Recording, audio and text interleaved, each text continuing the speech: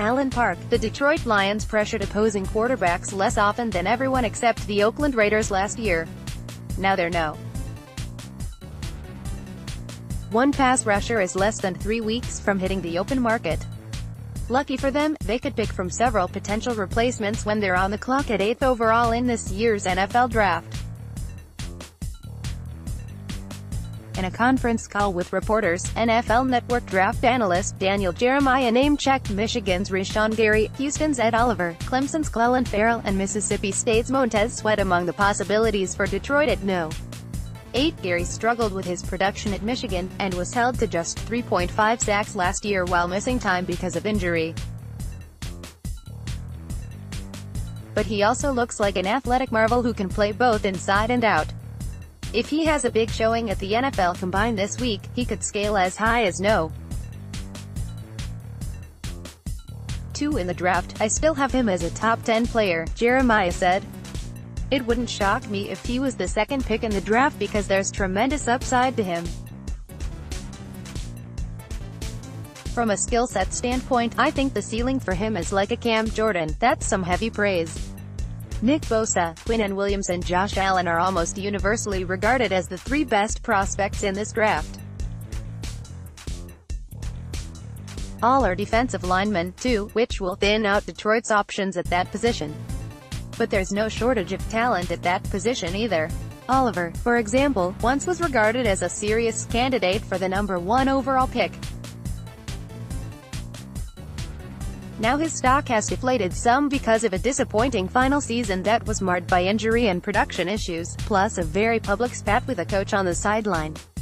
But there's no denying his physical gifts either, as a big man who can cause serious disruption from the interior. Jeremiah says Oliver makes sense for Detroit, even though he's not exactly a scheme fit for the club's hold-the-point scheme. I think he'll benefit from a move to that 3 technique full-time. Park him in there and let him go, Jeremiah said. Some teams think they can put him outside and stand him up and see if this can be a Melvin Ingram-type player for the Chargers on the edge. You've got some versatility to move around there. As for the Lions and how they'd use him, I think that's becoming less and less of a thing.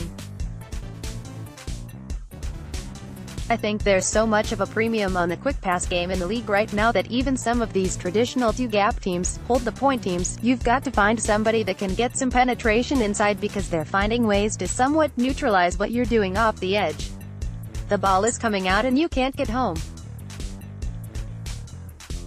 Even some of those traditional teams are trying to make it work with someone that's maybe a little undersized. Not many analysts have linked Oliver to Detroit, but many like Farrell for the Lions, and Jeremiah joins them. The Combine will be big for him because there are questions about his raw athleticism, but there's little question he can play. He racked up 27 sacks and 50.5 tackles for loss at Clemson, and won 2 national championships. One of the things I love about Farrell is he never stops, Jeremiah said. And that, to me, is the most underrated trait in a pass rusher, is persistence. When you see guys, you can talk about speed, power and hands, their ability to bend and all that stuff. But there's also, every year when you watch the sack tape of the top pass rushers, they collect 4 or 5 that are pure effort and never stopping. I think you're going to get some of those from Farrell. I don't think he's going to be a 14, 15, 16 sack guy. But I think he can be a really, really good 10 to 12 sack guy who is going to hold up in the run and not have to come off the field. To me, that's pretty valuable. Sweat, who originally enrolled at Michigan State before transferring to Mississippi State, is yet another defensive lineman who makes sense for Detroit. He's projected to go more toward the middle of the first round according to most analysts, but Jeremiah says he could go as high as no. 8 after raking the SEC for 22.5 sacks the last 2 years. He's got a unique ability to be able to bend and wrap at the top of his rush, Jeremiah said. He's got big time get off and burst. I wish he would get a little bit stronger.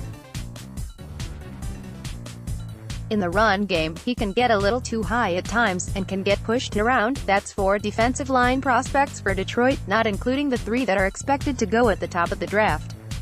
But the possibilities don't end there. Jeremiah mocked Iowa tight end T.J.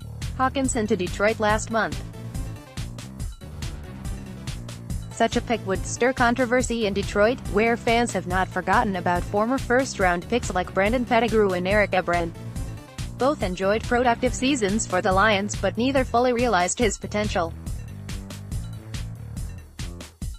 Then again, Hawkinson is also a dual-threat tight end who is both dangerous as a pass catcher and lethal as a blocker, and Detroit has a profound need at the position. "I think he's the safest player in the draft," Jeremiah said.